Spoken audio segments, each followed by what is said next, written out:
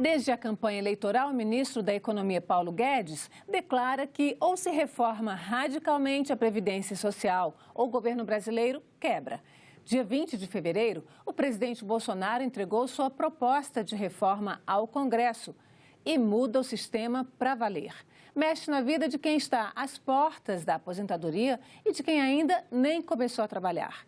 As dúvidas são muitas. Para nos ajudar a entender um pouco melhor a proposta e suas consequências, eu recebo aqui o secretário de Previdência do Ministério da Economia, Leonardo Rolim. Leonardo, muito obrigada pela sua presença na Agenda Econômica. É um prazer estar aqui contigo e com os telespectadores da TV Senado. Começando aí, essa reforma, ela é radical mesmo, né? Ela é mais radical, na verdade, do que a proposta apresentada pelo presidente Temer em 2016. Ela é mais ampla, né? A nova Previdência, em primeiro lugar, ela não se resume apenas à proposta de emenda constitucional. Ela tem mais 3 outros projetos, que é a medida provisória de combate às fraudes, a MP 871, o projeto de lei de melhoria da cobrança das dívidas previdenciárias e o projeto de lei da mudança no sistema de proteção social dos militares. Então, são realmente proposições bem ambiciosas. Nós buscamos mexer com tudo na Previdência para torná-la sustentável. É uma reforma que faz com que todos participem. Quem ganha mais, participa com mais. Quem ganha menos, participa com menos. Agora, a Previdência, como a gente conhece, ela foi criada na Constituição de 1988, ela teve a sua primeira regulamentação em 1991 e já em 98 teve uma primeira reforma com o então presidente Fernando Henrique Cardoso. Em 2003, teve uma reforma com o então presidente Lula. A presidente Dilma tentou fazer algumas alterações bem pequenas. Por que é necessária essa constante atualização da Previdência, da estrutura de Previdência que a gente tem? Olha, em primeiro lugar, as mudanças anteriores, elas não foram completas, foram mudanças parciais. Em segundo lugar, o Brasil está passando por um processo de envelhecimento muito rápido. O processo de envelhecimento que a Europa, por exemplo, levou 100 anos, o Brasil vai fazer em 50. Em 70, as mulheres tinham em média 6 filhos. Hoje tem em média 1,7 filho. Isso não garante nem a reposição da população. Dentro de alguns anos a população brasileira vai começar a cair. E as mulheres vão ter menos filho, viu? Porque trabalham mais, ganham menos e vão se aposentar mais velhas, não vão ter filho. Então, a tendência é cada vez a diminuir um pouco mais. Além disso, uma coisa que é muito positiva, as pessoas estão vivendo mais. Hoje, a expectativa de vida aos 60 ou 65 anos é 6 anos a mais do que era em 1980 e 11 anos a mais do que o que era em 1940, quando o Brasil já tinha uma idade mínima de 60 anos. Então, está claro que a gente precisa atualizar a nossa Previdência para torná-la sustentável. Para você ter uma ideia, daqui a 30 anos, a gente vai ter em torno de 3 vezes o número de idosos que a gente tem hoje. E o número de pessoas contribuindo no mercado de trabalho, que é a população em idade ativa, vai ser um pouco menos do que o que temos hoje. E aí, então, está o problema? E aí onde está o problema. A gente precisa modificar o sistema para que ele seja sustentável. Com as regras atuais, não tem como. Esse rombo da Previdência que a gente... Vamos falar um pouquinho mais dessa questão aí estrutural da Previdência. Nesse rombo da Previdência, ele começou a ser muito falado, muito divulgado, principalmente ali por volta de 2015. Né? Já se falava que a Previdência estava ficando deficitária, mas em 2014, 2015, essa coisa estourou mesmo, né? Não tem aí uma questão de gestão da Previdência também? Porque você mesmo citou aí a PEC de combate às fraudes da Previdência, você falou de um PLC que vem, que é a cobrança de débitos. A Previdência tem devedores, assim, bilhões bilhões mesmo, que daria para cobrir, se fosse tudo pago, 2 vezes esse déficit que tem hoje, né? Não está faltando gestão na Previdência? Bom, em primeiro lugar, temos sim problemas de gestão, tanto que estamos atacando. Em relação a fraudes, de fato há muitas fraudes. A medida provisória de combate às fraudes ataca diversos pontos que ações da inteligência da Secretaria de Previdência, do TCU, da CGU, já tinham identificado, esperamos, com muito esforço, que tenhamos uma redução das despesas. A estimativa para esse ano é de uma economia de 10 bilhões. Via fraude? Via fraude. Para o ano que vem, a gente espera mais ou menos o dobro disso. Porém, vamos falar em 20 bilhões, isso não corresponde a nem 10% do déficit do regime geral. É importante, sim. É o que você consegue receber. É muito importante isso. É mais de 20 bilhões, é mais de metade do orçamento do Bolsa Família. Mas em relação ao déficit da Previdência, é muito pouco. Agora, ajuda, mas nem de longe resolve o problema. Então, vamos continuar um pouquinho ainda. Se a Previdência tem 490 bilhões de devedores, né? de ativos a receber, né? De dívidas a receber, e essas dívidas são antigas, várias empresas já faliram, não vem faltando, não tem uma certa conivência aí dos governos, porque essas pessoas, essa dívida era conhecida. Teoricamente, todo mês o patrão tem que recolher ao Caixa do Tesouro aquilo que ele pega do salário do funcionário, que ele tira, tem a parcela de contribuição do funcionário. Então, não está faltando aí, o que precisa de fiscalização, não teve uma conivência aí, é possível punir alguém, porque, no final das contas, quem vai pagar aqui é o trabalhador, né? É bom esclarecer um pouco sobre as dívidas previdenciárias. Esse valor de perto de 500 bilhões é um estoque de décadas, não é um ano, não é a cada ano que se tem esse montante de dívida previdenciária. Mesmo que todo esse valor fosse recuperável, daria algo em torno de 2 anos de déficit. E como ficaria depois? Lembrando que, como a população está envelhecendo, cada ano a despesa aumenta e muito. Agora, voltando à questão da dívida, uma parcela grande dessa dívida é referente a empresas que quebraram. São ações que ficaram na justiça durante anos. Quando finalmente o governo tinha a possibilidade de cobrar, essas empresas não tinham mais dinheiro. O exemplo da Varig, VASP, Transbrasil, Mesbla, empresas que quebraram. Essas estão entre os maiores devedores da Previdência. Uma parte grande dessa dívida é irrecuperável. Uma outra parcela também grande está na justiça. A Receita autuou as empresas acham que não devem, usaram o direito dela de ir à justiça. E depois de vários anos na justiça, vai ter uma decisão. Em alguns casos, a justiça vai dar ganho de causa à Receita, em outros, à empresa. Dando ganho de causa à Receita, aí sim é que vai poder ser cobrado. No momento, não há o que se fazer. Há uma terceira parcela que está parcelada. O Congresso aprovou, nos últimos anos, alguns parcelamentos. Então, uma parte dessa dívida já está sendo paga. Então, não há o que se fazer em relação a isso. Inclusive, a receita que essa dívida está gerando entra como receita previdenciária. Mesmo com essa receita, ainda há um déficit muito grande. Parcelamento muito longo, né? Tem parcelamento de 20 anos. Tem parcelamentos em 20 anos, sem dúvida. Mas está parcelada e está sendo paga.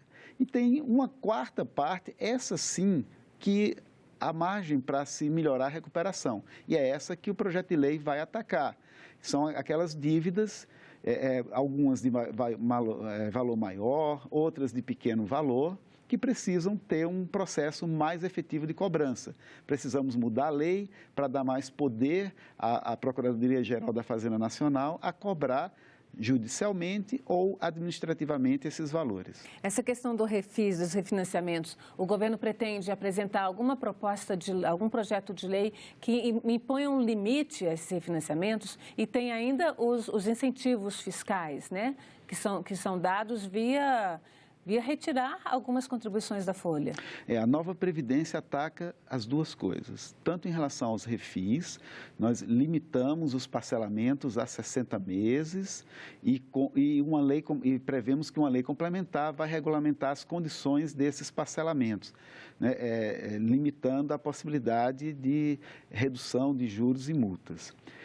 Em relação a isenções fiscais, também a nova Previdência prevê, por exemplo, que não tenha mais isenção nas exportações daqueles setores que pagam a contribuição previdenciária sobre o faturamento. Então, isso aí vocês acreditam também que já vai gerar um tanto mais de caixa? Sem dúvida, mas da mesma forma também não é suficiente. Esse déficit da Previdência, né, 260 bilhões, 292 bilhões, Isso aqui é só pagamento de aposentadoria e pensão, porque quando a gente pensa no sistema previdenciário, na verdade ele é um sistema muito mais amplo, né? Tem a parte de saúde, aí não entra exatamente na previdência, mas entra na assistência, né, da população. E essas contas não são muito claras ainda. Isso aqui é só pagamento de aposentadoria mesmo? Então, dentro da Seguridade Social, nós temos previdência, saúde e assistência. Tem uma quarta parte, que é o Fundo de Amparo ao Trabalhador, que é a proteção contra o desemprego. Né? Então, cada um tem seu orçamento dentro da Seguridade Social. Quando a gente fala do déficit da Previdência, a gente está falando apenas do regime geral de Previdência Social e do regime de Previdência dos servidores públicos. Civis e militares. Civis, os militares não têm propriamente um regime de previdência, eles têm um regime de proteção social que engloba as pensões. A reserva e reforma dentro do orçamento é considerado despesa de pessoal e não de previdência. Então, isso aqui que você está falando é dívida de pagamento de aposentadoria. Agora, tem muito de crise econômica. Se você tem um número de desempregados enorme, essa gente que antes estava empregada e pagava previdência e as empresas contribuíam sobre essa folha, não está contribuindo. Então, isso aqui também tem tudo a ver com crise econômica. E não foi a Previdência quem fez a crise econômica. Não, na área da Receita, de fato, tem uma parte do problema que é o que a gente chama de problema conjuntural. Em função da crise econômica, houve uma queda na receita. Mas o aumento da despesa não tem nada a ver com questão econômica e sim com a demografia, com o envelhecimento. O número de benefícios previdenciários nos últimos 20 anos dobrou. Eu falo dos previdenciários contributivos. Dos assistenciais, que aí não está nessa conta, está na conta da Seguridade. O assistencial, que é o benefício de prestação continuada. Que é a LOAS. Quando você fala de Seguridade, para separar aqui Previdência, Saúde e Seguridade é a LOAS, é a Lei Orgânica da Assistência Social. Seguridade é o conjunto das três. Seguridade Social é assistência, saúde e previdência. Uhum. Então, o BPC não está na Previdência, está na assistência. Que é a LOAS. Que é a LOAS. Tá. Esses benefícios, nos últimos 20 anos, o número triplicou. Então, é óbvio, se dobrou o número de benefícios, vamos olhar só o lado previdenciário, dobrou o número de benefícios. Nos próximos 30 anos vai triplicar esse número que temos hoje. Porque as pessoas são pobres, muito pobres. Não estou falando do BPC, eu estou falando do benefício previdenciário, dos brasileiros como um todo. O BPC triplicou. Vamos esquecer o BPC, vamos olhar só para o benefício previdenciário. Nos últimos 20 anos dobrou. É porque a população envelheceu, isso é demográfico, é inquestionável. E nos próximos 30 anos vai triplicar. Ou seja, em meio século, o número de benefícios vai multiplicar por 6. Então, vamos entrar nas questões específicas mesmo da proposta do governo, né? A gente pegou até a partir do próprio material que vocês forneceram na divulgação e fez alguns infográficos para ter uma ideia. Queria conversar com você um pouquinho sobre essa questão da idade mínima, que é uma questão que pega sempre. A gente está falando aqui de urbano, mas a gente vai mostrar também os rurais, os professores, os policiais. Né? A idade mínima hoje é 60 para mulher, 65 para homem, 15 anos de contribuição e passa 62 para mulher, 65 para homem. Não ficou igual o ministro queria, que era 65 para todo mundo, né? Só que aumenta a contribuição, ou seja, é mais tempo de trabalho mesmo, né? Que é quando ela pode se aposentar, e mais tempo de contribuição. Isso não é muito difícil de ser atingido? Bom, em primeiro lugar, não. É bom deixar claro que essa idade mínima obrigatória é só para quem ainda vai entrar no mercado de trabalho. Para quem já está no mercado de trabalho, mesmo aquelas pessoas muito jovens, elas vão poder usar a regra de transição. Na regra de transição, quem começou a contribuir mais cedo se aposenta mais cedo. Né? Então, você vai poder ter alguém que hoje tem 17, 18 anos, que já entrou no mercado de trabalho, que não vai precisar se aposentar nessas idades de 65, 62. Mas vai ter que ter o tempo de contribuição. Vai ter que ter o tempo mínimo de contribuição, que hoje é de 15 anos e vai aumentar para 20 ao longo dos próximos 10 anos. Só daqui a 10 anos é que vai estar em 20. Para a mulher? Para ambos. O tempo de contribuição hoje é 15 anos para homem e mulher. vai aumentar 6 meses por ano a cada ano, portanto, apenas daqui a 10 anos vai estar sendo exigido 20 anos de tempo de contribuição. Então, não são 8 anos para homens, porque naquele material que vocês distribuíram parece que fica com 8 anos para homens, né? Não, o tempo de contribuição exigido vai passar de 15 para 20 anos. Vamos pegar um pouquinho essa questão da idade. Ainda se mantém aqui, está bem próximo, mas ainda se mantém uma pequena diferença da mulher. Essa questão de diferença grande da mulher é porque se considera a dupla, tripla jornada que a mulher tem. As 8 horas de trabalho, o tanto de cuidado da casa, dos filhos, chega em casa, vai lavar roupa, fazer comida, cuidar dos meninos, fazer o dever de casa junto com eles. Por que é que vocês não estão considerando essa tripla jornada? Porque a gente não está na Alemanha, onde os maridos trabalham igualmente dentro de casa como as esposas. Bom, vamos lá. Em primeiro lugar, a mulher vive mais do que o homem. E do ponto de vista de proteção previdenciária, a Previdência ela tem que proteger a incapacidade de gerar renda pelo trabalho. Então, só faria mais sentido você ter uma diferença entre homem e mulher no que diz respeito à idade, se a mulher chegasse a uma determinada idade com menos capacidade de trabalho que o homem. A questão da dupla jornada, ela se justifica muito mais em relação vamos imaginar, a mulheres de uma idade mais elevada, onde a gente ainda havia diferenças muito grandes, tanto no mercado de trabalho, quanto no que diz respeito à relação, né, dentro do lar. Vamos ver então como é que fica, até para você exemplificar melhor isso, a questão aqui dos trabalhadores rurais, porque as críticas são grandes aqui.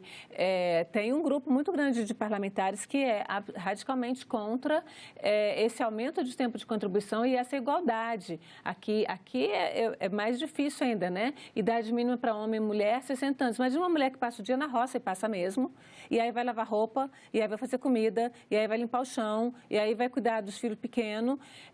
Você acha que ela vai ter condição de continuar fazendo tudo isso nesse mesmo ritmo, com 60, com 70, com 80 anos? Tudo bem, vive mais. Mas e a condição de saúde dessa pessoa? Então, vamos lá. Em primeiro lugar, a atividade rural, ela é uma atividade realmente mais desgastante, por isso que dá direito a uma aposentadoria diferenciada. Da mesma forma que professores, policiais, quem trabalha em mina de subsolo, ou gari, ou aquela pessoa que trabalha com raio-x, todas essas atividades são atividades mais desgastantes. Por isso que dá direito a uma aposentadoria diferenciada. Mas é a atividade, não é o gênero que dá a diferença. Mas aqui a mulher rural a diferença do gênero. A mulher rural vai se aposentar antes da mulher urbana. É a atividade rural que faz ela ter direito a uma diferença, não é o gênero. Do mesmo jeito, o professor. Olha, tem vários países que têm diferença entre urbano e rural. Tem vários países que têm diferença entre professores e professoras. Mas o único país que tem diferença entre professores e professoras é o Brasil. Nós estudamos diversos países, não vimos isso em nenhum outro lugar. A gente tem aqui um quadro de professores, né, como é hoje, mostrando a previdência do professor como é hoje, né, que não tem idade mínima, tempo de contribuição é diferente, né? E então, assim, por exemplo, uma professora que começou a dar aula com 20 anos e trabalhou direto, ela pode se aposentar hoje, poderia com 45, eu não conheço nenhuma, mas poderia se aposentar com 45 anos de idade. Então, ela passa uma idade mínima de 60 anos, tempo de contribuição para 30 anos. É muito, não é não? Não. Bom, em primeiro lugar, não vai passar para 60 anos de imediato. 60 anos, repito, é para aquela professora que ainda nem entrou no mercado de trabalho. Para as professoras que acabaram de entrar no mercado de trabalho, elas vão ter uma regra de transição, que vai permitir que elas se aposentem mais cedo, dependendo da regra de pontos. Ela vai ter uma regra de pontos diferenciada dos demais trabalhadores, com 5 anos a menos na idade e 5 pontos a menos nos pontos da soma de idade com tempo de contribuição. Então, 60 é só para as novas professoras, pelo mesmo critério. O Brasil não é diferente do resto do mundo. Por que tratar o professor diferente da professora? Na transição, sim, vai ser tratado diferente. Do resto do mundo, Leonardo. Você chegaria em casa, eu conheço dezenas de mulheres que elas chegam em casa depois de uma jornada de 8 horas e elas vão realmente limpar o chão, fazer a comida, cuidar das crianças, fazer o dever de casa. E eu conheço, se eu contar nos dedos de uma mão, são os homens que chegam em casa e fazem isso. Olha, essa realidade é da nossa geração. A nossa geração é essa realidade. Por isso que a gente está fazendo uma regra de transição. Mas quando a gente olha a nova geração, é muito diferente. Se a gente pega as mulheres de 30 anos para baixo, que eu vejo a idade das minhas filhas, eu tenho 2 filhas mulheres, é completamente diferente. As mulheres brasileiras fizeram uma revolução silenciosa. Hoje, a diferença salarial de gênero, abaixo de 30 anos no Brasil, a diferença de gênero, não estou falando salário, é similar dos países escandinavos, ou seja, está entre as menores diferenças do mundo.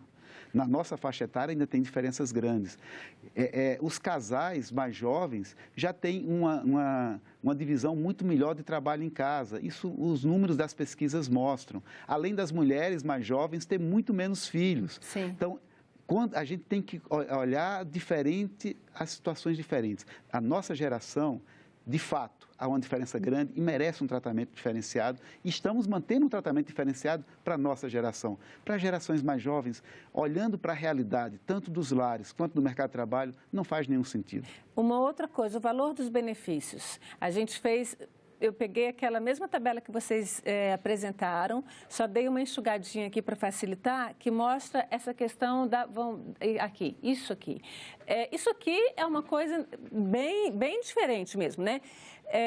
Ao fim, teoricamente, se a pessoa tiver 62 mulheres, 65 homens, tiver contribuído por 20 anos, ela vai somar todas as suas contribuições, dividir, que vai ser a média, mas ela só vai ter direito de receber 60% desse valor, né? Muito dificilmente alguém vai receber mais do que 2 salários mínimos. Eu estou vendo, para uma pessoa receber uma aposentadoria de R$1.000, ela vai ter de ter contribuído, a média de contribuição vai ter que ser 1.600. Para contribuir com essa média de 1.600, ela vai ter que ter pago contribuições muito mais altas. E ela vai ter que trabalhar mais, só vai receber 100% quando estiver lá com 40 anos de contribuição. Então, na verdade, e mesmo quem está, esse tempo aqui vai aumentar. Vamos lá. Em primeiro lugar, essa regra já é a regra definitiva, não vai aumentar. Segundo lugar, hoje, as pessoas já recebem um benefício às vezes com 40 anos de contribuição, menor do que 100%. Dependendo da idade que ela se aposente, o benefício vai ser muito menor do que na nova regra. Por quê? Ao aplicar o fator previdenciário, o benefício é reduzido. Uma mulher que começou a trabalhar com 20 anos, completa 30 anos de contribuição e 50 anos de idade, ela vai, com 30 anos de contribuição, ter uma reposição menos do que os 60. Ela vai ter 50 e poucos por cento do seu benefício médio. Enquanto na nova regra, com 30 anos de contribuição, ela vai ter 80%. Então, as pessoas precisam entender melhor que hoje ela não se aposenta com 100% em qualquer situação. Há uma regra de cálculo que o benefício, em poucas situações, ele chega a 100%. Quando é que ele chega a 100% ou até mais? É justamente para o trabalhador de mais baixa renda, que é esse que tem dificuldade de somar 40 anos de contribuição. Esse trabalhador de baixa renda, que é a grande maioria, ele contribui aí algo em torno dos 20 anos mesmo. E hoje, o que é que acontece com ele? Ele vai receber o salário mínimo, porque ele hoje já não tem 100% de taxa de reposição. Na nova regra, fica do mesmo jeito para ele. Vai continuar recebendo salário mínimo. Vai continuar. A previdência vai virar uma previdência de salário mínimo. Para o trabalhador de baixa renda, já é assim e ele não vai ser afetado. A empregada doméstica, o pedreiro, ele já se aposenta na idade que está prevista na PEC. 65. Ele se aposenta, em média, os homens mais pobres se aposentam em média aos 65 anos e meio. Porque só consegue comprovar 15 anos. Como é que ele vai comprovar 20? Em média, esse pessoal comprova 19,5 em média, hoje. E 20 não é de imediato, 20 é daqui a 10 anos. De imediato é 15. No ano seguinte, 15,5.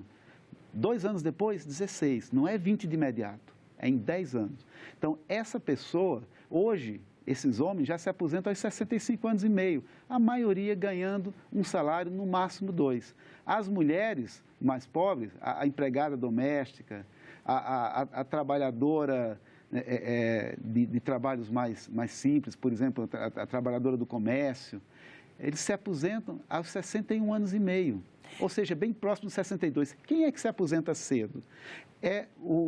Aquelas pessoas que têm empregos de melhor qualidade. É o empregado da estatal, é o profissional liberal, o médico, o engenheiro, o advogado, é o empregado de uma multinacional.